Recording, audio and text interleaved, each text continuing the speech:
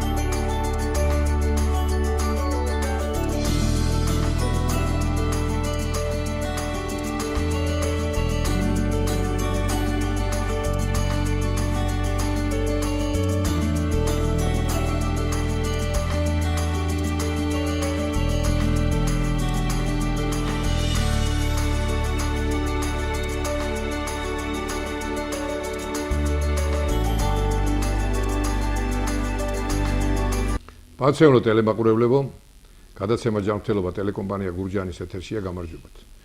მივესალმები იმ ტელემაყურებლებს, ვინც გვიყურებს როგორც საქართველოში, ისე მის ფარგლებს გარეთ. შეგახსენებთ იმასაც, რომ გადაცემის მხარდამჭერია ფრანგულ-ქართული სამედიცინო დიაგნოსტიკური ცენტრი კახეთი იონი, სადაც წარმატებით მიმდინარეობს სკრინინგით გათვალისწინებული გამოკვლევები და ეს გამოკვლევებია მანდილოსნის სარძევე ჯირკვლების, სადაც უნდა მიბრძანდნენ 40-დან 70 წლის ასაკის მქონე ქალბატონები, საშვილოსნოს ყელის გამოკვლევა 25-დან 60 წლის ასაკის მქონე მანდილოსნები, მსხვილი ნაწლავის გამოკვლევა 50-დან 70 წლის ასაკის მქონე მოქალაქეები და პროსტატის გამოკვლევა 50-დან 70 წლის ასაკის მქონე მამაკაცები. თბილისის გარდა საქართველოს ყველა რეგიონიდან. ცხადია, ეს ყველაფერი უფასოდ. ხელმძღვანელი ქალბატონი ხათუნა ჭონიაშვილი. აქვე შეგახსენებთ იმასაც, რომ გახსნილია და ფუნქციონირებს დიალიზის ცენტრი, სადაც შესაბამისი კუთხით დაავადებულებს შესაძლებლობა აქვთ, რომ ჩაიტარონ შესაბამისი მკურნალობა. ასევე ფუნქციონირებს ქიმიოთერაპიის კაბინეტი და სულ ახალ სიახლეა ის, რომ დაემატა ქირურგიის კაბინეტი. ეს ნიშნავს იმას, რომ ნებისმიერი პაციენტი, ვისაც დასჭირდება სასწრაფოდ ქირურგიული ამბულატორიული მკურნალობა, მას შეუძლია მიბრძანდეს და მოემსახურებიან ევროპული სტანდარტებით. დღევანდელი ჩვენი გადაცემის სტუმარია ფრანგულ-ქართულ სამედიცინო დიაგნოსტიკური ცენტრის ექიმი ქირურგი ბატონი გია შაუგულიძე. მოგესალმებით ბატონო გია და ჩვენი საუბარი დავიწყოთ იმით, რომ რა ფუნქცია აკისრია ამ ქირურგიის კაბინეტს. ძირითადად რატომ შეიქმნა და რას ემსახურება? გისმენთ. მოგესალმებით ბატონო გურა, მოგესალმებით თქვენს ძვირფას მაყურებელს. 2000 როგორც თქვენ ბრძანეთ 2014 წლის მიწურულში კახეთი იონის სამედიცინო დაწესებულებაში შეიქმნა ქირურგიული კაბინეტი და გაფართოვდა ის ქირურგიული საქმიანობები, რომელსაც აწარმოებს კახეთი იონის სამედიცინო დაწესებულება. კერძოდ ქირურგიული მიმართულების კუთხით ფუნქციონირებს უროლოგიური, პროქტოლოგიური, მამოლოგიური, შეემატა ახლა ქირურგიული, ზოგად ქირურგიული კაბინეტი, ასევე ოტორინოლარინგოლოგიური, ანგიოქირურგიული და მამოლოგიური კაბინეტი. კიდევ დაგეგმილი არის ქირურგიული მიმართულების პროფილის სხვადასხვა საქმიანობების წარმოება. ამჟამად ზოგად ქირურგიული ამბულატორიული კაბინეტი აწარმოებს როგორც გეგმიურ ამბულატორიულ, ისე ურგენტულ ამბულატორიულ საქმიანობას. რაც გამოიხატება, ესე იგი, ნებისმიერი 4 დონის ურგენტული ამბულატორიული ქირურგიული დახმარებაში მოსახლეობისთვის და ისევე ნებისმიერი გეგმიური ამბულატორიული ქირურგიული დახმარებისთვის. შესაბამისად კეთდება ამბულატორიული ქირურგიული ოპერაციები, როგორც ზოგად ქირურგიული, ისე დანარჩენი შესაბამისი პროფილის საქმიანობებში, რომელიც ჩამოგითვალეთ. ძალიან საინტერესოა და თქვენ ზოგად ქირურგიიდან ფართო სპექტრი წარმოადგენთ, რომ თითქმის რამოდენიმე სფეროს კუთხით შეგიძლიათ თქვენ ჩაუტაროთ შესაბამისი სამედიცინო მომსახურება. მაგრამ ეხლა მაინც ჩვენი ტელემაყურებელი თავის შეხედულების ამ რაფასებს ამას და ფიქრობს რომ ეს არის ამბულატორიული და რა შეიძლება თქვენი სამსახურიდან გამომდინარე შევთავაზოთ ის სერვისი, ის სიახლე რომ მან გადაწყვიტოს რომ თუნდაც ამბულატორიული კუთხით, რომელიც ეხლა ეს ხადია ამბულატორიული, ეს არის მარტივი ქირურგიული. მარტივი შეიძლება არ უწოდოთ, მაგრამ იმ რთულ ოპერაციების გარდა, რომ ადგილზე მას მოემსახუროთ თქვენ და შემდგომ მოდიმე ის კონდეს ვიზიტი რამოდენიმე დღის განმავლობაში, დაიბაროთ მეორე დღეს, მესამე დღეს. თქვენ სწორი ბრძანეთ, მოგახსენეთ, რომ 2014 წლიდან მთავრობის დადგენილების მოსახლეობას მიეცა არჩევანის უფლება ამბულატორიულ მომსახურებაზე მიემაგროს იმ სამედიცინო დაწესებულებას, რომელიც სამედიცინო დაწესებულებასაც თვითონ მოქალაქე აირჩევს. ანუ აქ უკვე გახდა კონკრეტ ურარიანი სამედიცინო ბაზარი, რაც თავის მხრივ უკვე დადებითი მოვლენა ქვეყანაში. ეხლა ჩვენთან ხორციელდება, შესაბამისად კონსულტაციების გარდა, ქირურგიული კონსულტაციების გარდა, ჩამოგითვლით ის მოკლედ ჩამონაცვლას იმ ამბულატორიულ ქირურგიულ ოპერაციებისა, რომლის ამბულატორიის დონეზეც გაკეთება შესაძლებელია. ეს არის ნებისმიერი ლოკალიზაციის ჩირკროები, კანისა და კანქვეშა ცხიმოვანი ქსოვილების კეთილთვისებიანი სიმსივნეები ნებისმიერი ლოკალიზაციის, ჩაზდილი ბრჭყილი პანარიციუმი და ასე შემდეგ. აი ეს რაც შეეხება ამ ამბულატორიულ ქირურგიულ გეგმიურ სამედიცინო დახმარებას. შესაბამისად ურგენტულ პროგრამაში, რაც არის ის 4-ვე დონის სირთულის ჭრილობების გაკერვა და დანარჩენი შესაბამისად უკვე ამბულატორიული მომსახურება თავიდან ბოლომდე როგორ ჭირდება პაციენტს.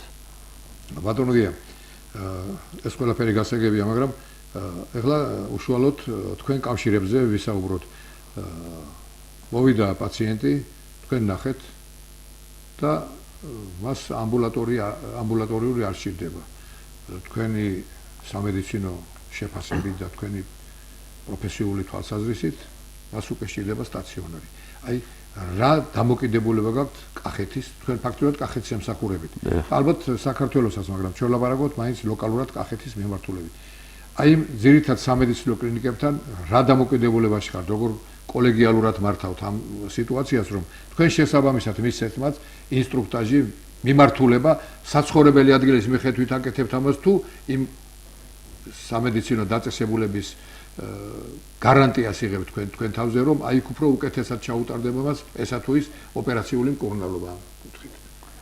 მართალი ბრძანეთ, როდესაც დგება საკითხი, რომ პაციენტს ესაჭიროება სტაციონარული სამედიცინო დახმარება, შესაბამისად პაციენტს სჭირდება რეფერალი იმ სამედიცინო დაწესებულებაში, სადაც ეს მომსახურება არის შესაძლებელი. მოგახსენებთ, რომ აქვე ჩვენს რაიონში არსებობს ჯეოგოსპიტალსის სამედიცინო ცენტრი, მრავალპროფილური ცენტრი, სადაც მუშაობენ ძალიან მაღალკვალიფიციური ექიმები და შესაბამისად ჩვენ გვაქვს ურთიერთშორის თანამშრომლობა. ანუ შესაბამისად თუ ის საქმიანობა და სხვადასხვა ბევრი პროფილის საქმიანობა ქირურგიული კუთხით წარმოებს ჯეოგოსპიტალის სამედიცინო ცენტრში, ვაგზავნით პაციენტს შესაბამისად ჯეოგოსპიტალის სამედიცინო ცენტრში.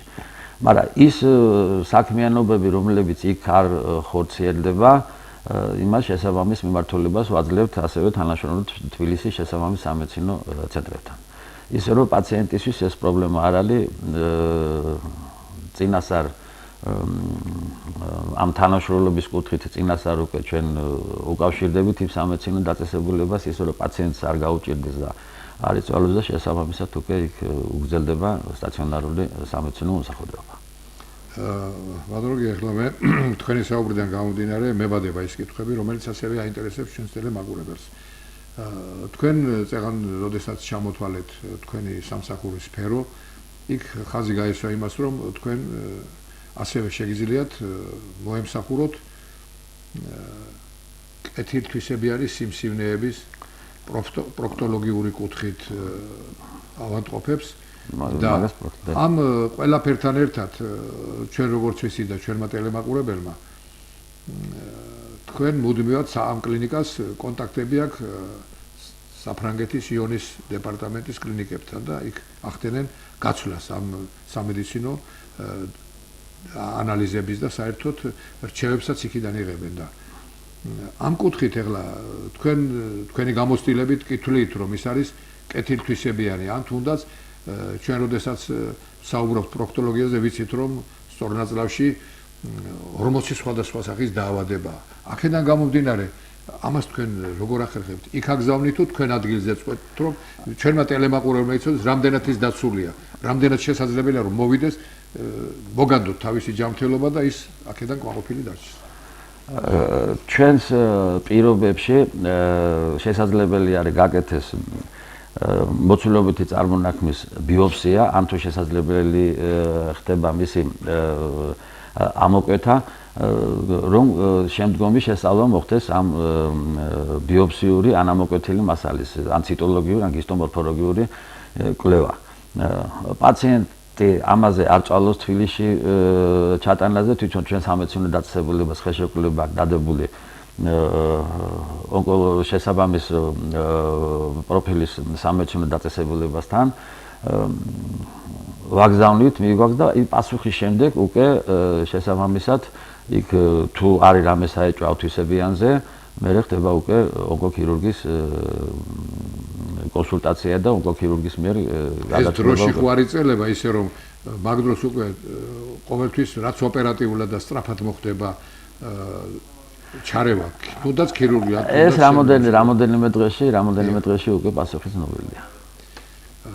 ეხლა ვინც თქვენთან ყოფილა ვიზიტი ვისაც გქონია მთელი ამ პაციენტებიდან მან ძალიან კარგად იცის რომ ფრანგულ ქართულ სამედიცინო დიაგნოსტიკურ ცენტრში საკმაო ხალხმრავლობაა და ყველა სფეროს თითქმის მოიცავს ეს თქვენი კლინიკა, მაგრამ აი სიახლე თქვენ როგორც ექიმი როგორ უყურებთ რამდენად ჩაჯდა იმ სტანდარტებში რომელიც ასე წარმატებულია ეს კლინიკა და თქვენ უნდა თქვენი საქმიანობით, თქვენი ამ მუშაობით მას შეუქმნათ კიდევ მეტი დამატებითი საფუძველი იმისა, რომ ამ კუთხით მიიზიდოთ თქვენ პაციენტები. ანუ მოსახლეობა, როდესაც მანამდე ჩვენ სამედიცინო ცენტრს მომართავდა და სჭირდებოდა ქირურგის კონსულტაცია და ეს მომსახურება, რომელიც ამჟამად ხორციელდება ჩვენ სამედიცინო დაწესებულებაში, იძულებული იყო, რომ სხვა სამედიცინო დაწესებულებისთვის მიემართა. ანუ ეხლა უკვე ადგილზე იღებს ამ სამედიცინო დახმარებასაც. ასევე კიდევ მოგახსენებთ, რომ შეიქმნა კიდე ჩვენთან რადიოლოგიური სამსახური, რადიოლოგიური კაბინეტი ამ 2015 წლიდან უკვე ფუნქციონირებს. მოგეხსენებათ რადიოლოგიური სამსახური ეს გახლავთ ცოფის საწინო რაც რამაც კიდე უფრო გააფართოვა მოსახურეობის პროფილი ჩვენ სამედიცინო ცენტრში. ისე რომ და ცენტრს კიდე განზრახული აქვს, რომ კიდე გაფართოვდეს სხვადასხვა საქმიანობებით, რომ ჩვენ სამედიცინო ცენტრში მოსული მოქალაქე პაციენტი პაციენტმა მაქსიმალურად მიიღოს ის სამედიცინო დახმარება, რაც მას სჭირდება. ძალიან საინტერესოა და მოდი ისევ თქვენ დარგ შევეხოთ ჩვენ. ქირურგია. ეს არის ყველაზე რომ იტყვიან მაინც განსაკუთრებული სფერო სამედიცინო კუთხით. ვინაიდან თერაპია და სხვა დარგები ეს ცოტა რომ იტყვიან მოდი პროცენტულად ავთქვათ 50-50-ზეა წინასწარ თუ არ მოგვეხმარა ჩვენ შესაბამისად თანამედროვე აპარატურა დასკვნები, ესე იგი სადიაგნოსტიკო საშუალებით, ზუსტ დიაგნოზთან მისვლა მაინც გვიჭირს და ქირურგია ოპერაციის დროს თავის თვალით ხედავს ყველაფერს იქ რა არის და შესაბამისად უადვილდება ამა თუ იმ საქმის წარმოება. ალბათ მოდის ავადმყოფი თქვენთან, იმიტომ რომ მას პატარა მინი ან ოპერაცია დასჭირდა ადგილზე ამბულატორიული არამე. აი ამ კუთხით თქვენ კი ფიქრობთ რომ მზად ახართ, მაგრამ შესაბამისი ანესთეზოლოგი, შესაბამისი პირობები იმისა, რომ მას იქ პრობლემები არ შეექმნეს. აი ვართ ამისთვის მზად, რომ არის მაგალითად 10 წუთიანი, 15 წუთიანი სუბუქი გაუტყივარება იმისა, რომ ავადმყოფს ჩვენ რაიმე პრობლემა ან თუნდაც შოქში არ ჩაგვივარდეს არ რაღაც განსაკუთრებული. მოგახსენებთ ახლა ამბულატორიულ ქირურგიულ ოპერაციებზე ზოგადი გაუტკივარებით არ კეთდება. ზოგადი გაუტკივარებით კეთდება სტაციონარული ქირურგიული ოპერაციები. ანუ ამბულატორული ქირურგიული მოსახლე ოპერაციების დროს ადგილობრივი ანესთეზია არის, შეიძლება ასევე რეგიონალური ანესთეზია, რომლის ყველანაირი პირობა ჩვენთან არსებობს და როდესაც ქირურგს ეს ათვისებულია კარგად, პრობლემა არ არის. მაგრამ მიუხედავად ამისა, ქირურგიულ კაბინეტში და საოპერაციო შესახვევში გვაქვს ჩვენ შოკის საწინააღმდეგო, ასე ვთქვათ, კარადა, სადაც შესაბამისი დახმარებისთვის არის აბსოლუტურად ყველაფერი, რომ დავეხმაროთ მოსახლეს და დახმარების თანავე ვერ შეიძლება უკვე რომ გადაყვანილი იქნას თუ გაგრძელდა ის მდგომარეობა ტერიტორიულად ახლოა ჯეოგოსპიტალის სამედიცინო ცენტრი, სადაც რეანიმაციული სამსახური ძალიან კარგად არის განვითარებული. ალბათ ნებისმიერი სამსახურისთვის და განსაკუთრებით ქირურგებისთვის ძალზე დიდი მნიშვნელობა აქვს ლაბორატორიულ კვლევებს. ამ ცენტრში არის თანამედროვე სტანდარტებით აღჭურვილი ლაბორატორია და თქვენ მათთან რა დამოკიდებულება გაქვთ კოლეგიალური ის რომ თქვენ მათი დასკვნის საფუძველზე არის ზოგჯერ რომ თქვენ პაციენტს აგზავნით წინასწარ რომ ან სისხლის ანალიზი გამოიკლიოს ან სხვადასხვა თუნდაც დიაბეტი და სხვადასხვა და თქვენ შემდგომ უკვე გაგიადვილდეთ მათთან კონტაქტი და ურთიერთობა. აი როგორია თქვენთან დამოკიდებულება? ძალიან კოლეგიალური მე აგზავნით თუ ჯერ იქიდან იღებთ თქვენ დასკვნას და ისე აკეთებთ ყველაფერს. არა, ჯერ ეხლა შესაბამისად წინა საოპერაციოები რაც სჭირდება პაციენტს, ის კვლევები უნდა ჩატარდეს და მე ეს არის გეგმურ ამბულატორიაზე საუბარი და შემდგომში უნდა დაიგეგმოს. ანუ შესაბამისად თუ იმ კვლევების მერე რამე ცვლილება არის, ჯერ ის უნდა გასწორდეს, ეს გეგმურ ამბულატორიაზე საუბარი გამოსწორდეს და იმის მერე იგეგმება ხოლმე გეგმური ამბულატორიული მოსახურეობა. თვითონ ამ სამედიცინო ცენტრში კახეთიანში ძალიან კოლეგიალური ატმოსფერო არის, აი როგორც ერთი ოჯახის წევრები ყველა ისე ვართ. ძალიან საინტერესოა ეს ყველაფერი, რასაც თქვენ საუბრობთ და ჩვენ ურთიერთობა გვაქვს თქვენს სამსახურთან, თქვენს ექიმებთან და ვიცით იქ არსებული მდგომარეობა და ესეც აუხსნათ ჩვენს ტელემაყურებლებს, როგორია თქვენთან მოხვედრის პირობები.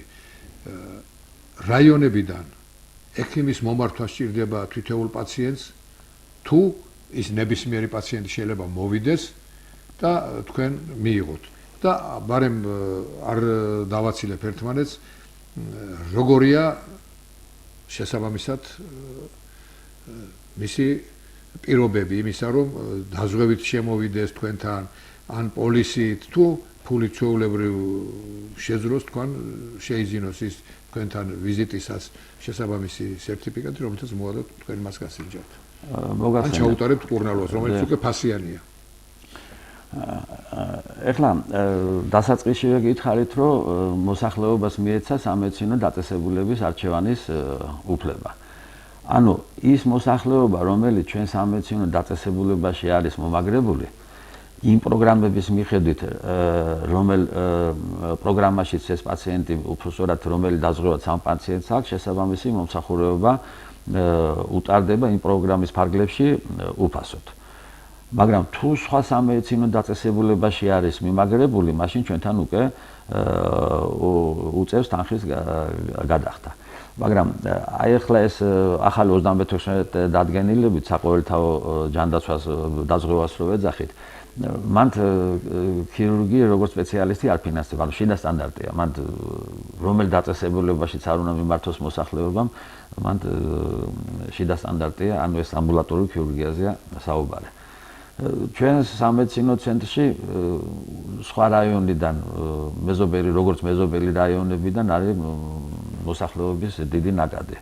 ლაგოდეხის რაიონიდან, აფენის ზონიდან, წნორის ზონიდან, აქეთ ახმეტიდან, თელავიდან, მეზობელი რესპუბლიკიდანაც, აზერბაიჯანის რესპუბლიკიდანაც ძალიან ხშირად მოგვართავენ ხოლმე. და ამას სჭირდება ადგილობრივი ექიმის მომართვიანობა თუ სურველი უბრალოდ მოვა და ის კონტინგენტი რომელიც ჩვენ სამედიცინო დაწესებულებაში არის მომაგრებული ოჯახის ექიმი ზის და ოჯახის ექიმი სწორედ უკვე ამას რომელი სპეციალისტი ან რა კვლევები სჭირდება. ანუ ოჯახის ექიმის მომართვით ხდება უკვე ჩვენ სამედიცინო დაწესებულებაში ის კვლევები თუ ის კონსულტაციები და ის სამედიცინო დახმარება, რაც პაციენტს სჭირდება. ანუ ოჯახის ჩვენ სამედიცინო ცენტრში. ახლა თქვენ აღნიშნეთ, რომ ეს ფასიანია. რა? თქვენთან ქირურგი საყოველთაო ჯანდაცვის, მაგრამ 218 და 165 დადგენილებით ანუ შეგახსენებთ ეს უმწვევი მოსახლეობა პედაგოგები 218 და 165 პენსიონერი მოსახლეობა და სტუდენტები. ეს რაც ჩვენთან მომაგრებულია, აქ ყველა სპეციალისტი, რომელიც ჩვენ დაწესებულებაშია, უფასოა მათთვის. მათთვის უფასოა და ახლა კიდევ დავკონკრეტდეთ, იმიტომ რომ ჩვენ სწორი და ზუსტი ინფორმაცია უნდა მივაწოდოთ ჩვენს ტელემაყურებელს და რა კუთხით. მოვიდა თქვენთან პაციენტი, ის ფულს იხდის თქვენთან. რომ ჩაუტაროს პატარა ქირურგიული, თქვათ ესა თუ ის პრობლემა მოუგვაროთ. მაგრამ ამ დროს დადგა დღის წესრიგში საკითხი, რომ მან უნდა ლაბორატორიული კვლევა ჩაიტაროს, ან თუნდაც რენტგენოლოგიური, ან თუნდაც ეხოს გამოკვლევა. აიქაც დამატებით უნდა გადაიხადოს, თუ უკვე იქ შესაძლებელია, რომ დაზღვევით ისარგებლოს, იმიტომ რომ ყველანაირად ინფორმირებული იყოს ჩვენი ტელემაყურებელი, რომ მოგახსენებთ ერთადერთი აი ეხლა ქირურგი საყოველთაო პროგრამით არ ანაზღაურდება, თორე საყოველთაო პროგრამაში 7 სპეციალისტია ჩამონათვალში, რომელი სპეციალისტები თანაგადახდით ფინანსდებიან. 30% მოსახლის გადასახადია, მოქალაქის გადასახადი, 70% სახელმწიფო აფინანსებს. შესაბამისად, საყოველთაო დაზღვევით სისხლის და საერთო ანალიზი არის მოსახლეობისთვის უფასო და ის კვლევები, ეხოსკოპიური კვლევები და იქაც არის თანაგადახდა. იგივე რენტგენული თუ დასჭირდა გამოკვლევა. გაშუქება უფასოა გუკერზე და დანარჩენი რენტგენოგრაფიები 70-30%-ზე არის თანაგადახდით. ესე იგი, ის არ შედის ქირურგის მომსახურების გადახდის. არა, ის არ შედის. ანუ იმ პროგრამაში, რაც არის ჩამონათვალი, ის იმ პროგრამას იღებს სრულად. შესაბამისად, რა კვლევაც სჭირდება პაციენტს, ის კვლევა უტარდება, თუ იმ პროგრამაშია შეტანილი, პროგრამულად ფინანსდება, თუ არა, უკვე უწევს თვითონ გადახდა. ესე იგი, გასაგებია ეს ყველაფერი და ჩვენი საიტი როდესაც იწურება და თქვენ ამ ყველაფრის გარდა ისეთ რამეს ხომ არ ეტყვით, რომელიც ჩვენ აქ არ ვისაუბრეთ და როგორც ექიმი, როგორც სპეციალისტი, მაინც ხომ არაფერი გაქვთ სათქმელი ტელემაყურებელთან. Ну, ერთი გამოგვჩა ის, რომ რადიოლოგიური სამსახური არ არსებობს ნებისმიერი დაზღვევისთვის არის უფასო, ეს იმდენად სახელმწიფომ ჯერ ადრევე. თქვენთან ეს უფასოა რადიოლოგიური. ყველა მთლიანად სახელმწიფოში, ყველა სამედიცინო დაწესებულებაში, სადაც ეს საქმიანობა ხორციელდება, ყველგან არის უფასო აბსოლუტურად. ესე იგი, შესაძლებელი ადამიანს დასჭირდეს აცრები, თუნდაც იგივე ცოფზე, თუნდაც იგივე თქვათ სხვა რამე ტეტანოსის საწინააღმდეგო აცრები თქვენთან მოვა და ის ვიზიტები, რომლებიც შემდგომში დასჭირდება, სულ მთლიანად უფასოა. აბსოლუტურად სახელმწიფო აფინანსებს ამას.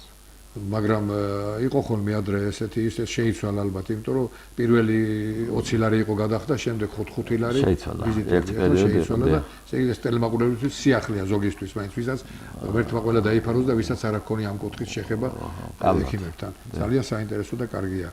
დიდი მადლობა ბატონო გია.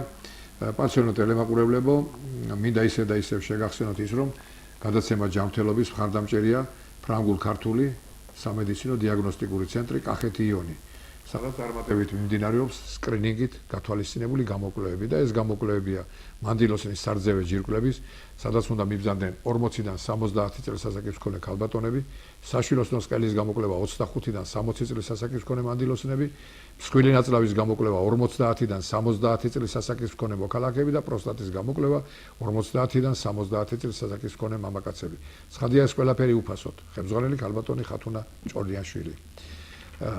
ერთია კიდევ რომ გახსნილია იქ ქიმიოთერაპიის კაბინეტი, ასევე დიალიზის ცენტრი და ესეც ყველაფერი მიმართულია ჩვენი მოსახლეობის ჯანმრთელობის გაუმჯობესებისათვის. სულ ახლახან არის ჩვენ რაზეც ვსაუბრობდით, შეიქმნა და ჩამოყალიბდა ქირურგიის კაბინეტი და აღნიშნული კუთხით ამბულატორიულ მკურნალობას გაუწევს იქ შესაბამისად პროფესიონალი ქირურგი ევროპული სტანდარტებით. მინდა დღეს ისევ წარმოგიდგინოთ ჩვენ დღევანდელი გადაცემის სტუმარი, გურჯაანის ფრანგულ-ქართულ სამედიცინო დიაგნოსტიკური ცენტრის ექიმი ქირურგი, ბატონი გია შაუგულიძე. ბატონო გია, მადლობა აქ მომზადებისათვის, საინტერესო საუბრისათვის, იმ სიახლეებისათვის, რომელიც ჩვენს ტელემაყურებლებს გავაცანით, აუხსენით და საშუალება მიეცა მას, რომ გაჩნდა ალტერნატივა კიდევ ერთი იმისა, რომ მან თვითონ გადაწყვიტოს, საით წავიდეს, ვის მიანდოს თავის ჯანმრთელობა და შემდგომ თვითონ შეაფასოს, თუ რამდენად სწორი არჩევანი გააკეთა, მაგრამ ყველაფერს დრო აჩვენებს, ყველაფერს თქვენი პროფესიონალიზმი აჩვენებს და ალბათ ეს ყველაფერიც წარმატებული იქნება. მინდა თქვენთან ერთად დაამშვიდობოთ ჩვენს ტელემაყურებლებს. ჩვენს უღრმეს მადლობას მოგახსენებთ მოწვევისთვის და შემდგომში თუ რამე ისეთი სიახლეები, რომელსაც ვაპირებ შემდგომში, სიამოვნებით თქვენი ტელევიზიის მეშვეობით გავაცნოთ მადლობა. დიდი მადლობა. კარგად ბრძანდებოდეთ მომავალ შეხვედრამდე.